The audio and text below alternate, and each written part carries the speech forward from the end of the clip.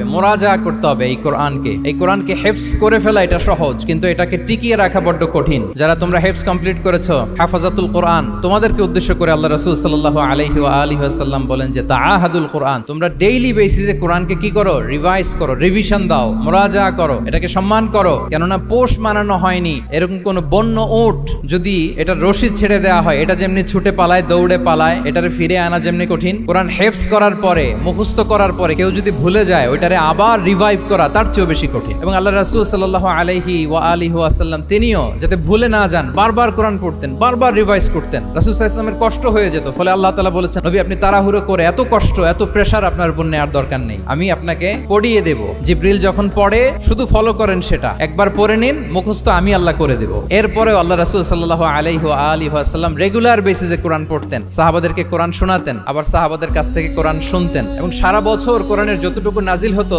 রমাদান আল মুবারাকে জিবরিল আলাইহিস সালামের সাথে রিভিশন করতেন। যে বছর তিনি ইন্তেকাল করবেন, ওই বছর দুইবার তিনি গোটা কোরআনকে জিবরিল আলাইহিস সালামের সামনে পেশ করেছেন, শুনিয়েছেন। তাহলে এটাই হচ্ছে সুন্নাহ। তিনি তো পৃথিবীর প্রথম হাফেজ নাকি? উনি রেখেছেন কিভাবে কোরআনকে, প্রিজার্ভ করেছেন কিভাবে? রিভিশনের মাধ্যমে। You have to revise a lot, you have to recite a lot. এটা আমাদের মনে থাকবে তো নাকি? শিক্ষার্থী বন্ধুরা আওয়াজ করো, মেক এ নয়েজ, মনে থাকবে ইনশাআল্লাহ বিইذنিল্লাহ।